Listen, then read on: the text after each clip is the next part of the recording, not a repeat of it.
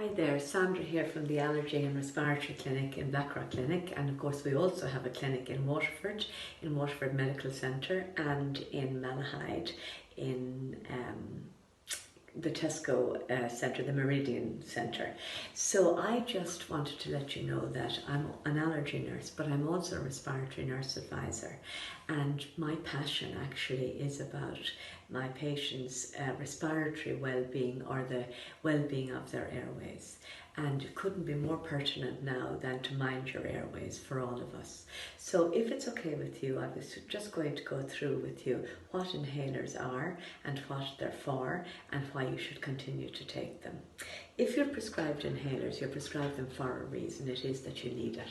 Okay, so the two types of inhalers we have a blue inhaler, and that can be Ventolin or Bricanil, and this opens the airways. So the blue inhaler only opens the airways. That's all it does. It literally opens the airways to allow you receive in whatever else it is you need, whether it is just the oxygen or whether it is that you need an inhaled steroid. Okay, so if you're required to take your inhalers as prescribed, please do it, because that will keep your airways well. Okay, so that's Ventolin, that's just to show you. And this is called an MDI, which is a meter dose inhaler. You can also get this in a powder form, in a discus form. But what the blue inhaler is a bronchodilator, and bronchus is the airways in the lungs. The next inhalers are brown inhalers, and they are inhaled steroids. And that can be Beclizone, Becotide, Pulmicort, and there are other different ones. But a brown inhaler or a dark red or a red, you'll see, is always an inhaled steroid. I want to reassure you that an inhaled steroid is a steroid that is only in the United Airways, which starts at the start of the airways is in your sinuses down to the base of the lungs, or the alveoli, which are the last little tubules in your airways. If you're prescribed by your doctor, by your consultant, or by your GP an inhaled steroid, it is absolutely imperative that you take them as prescribed. Now, I'm a great believer in a method called using the spacer. And the spacer is, in this case, it's a volumatic, okay? And what a spacer is, so that's what it looks like. It's a delivery mechanism, a delayed delivery mechanism. That means that it's kept within the space inside until you breathe it out. Okay, so that's why you use a spacer. For babies, they have a little aero chamber. For adults, they have a spacer.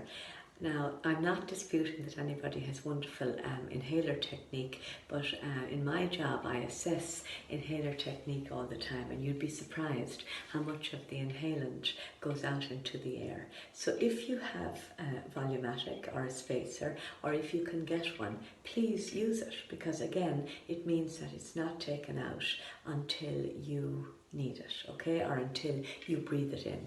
So I'm just going to do a little demo. I'm not actually going to put some Ventolin into it, because I don't actually need a bronchodilator at the moment, but when I do need to take it, I do take it, because I do get a bit short of breath sometimes.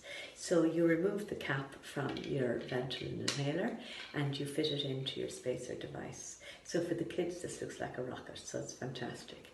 You press your MDI, or your meter dose inhaler, okay, just down like that once.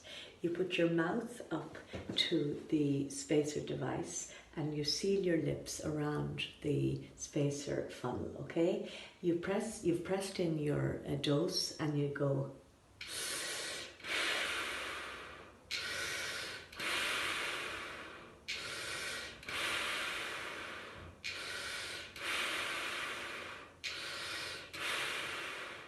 So 1 puff of your inhaler to 5 lovely, slow, measured, controlled breaths.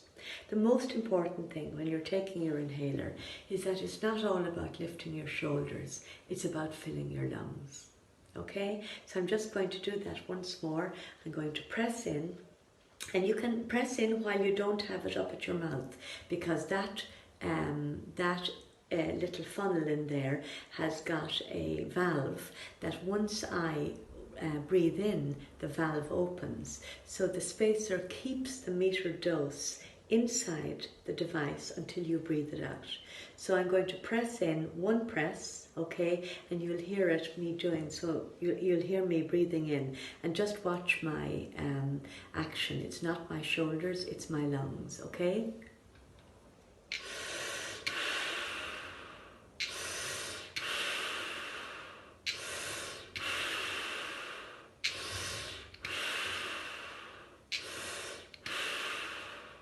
So you'll see that my shoulders barely lifted. So that is really important, okay? Now, if I was to take my inhaled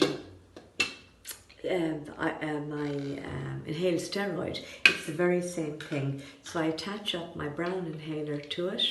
I administer the dose into the aero chamber or the spacer device, and I do the very same action again.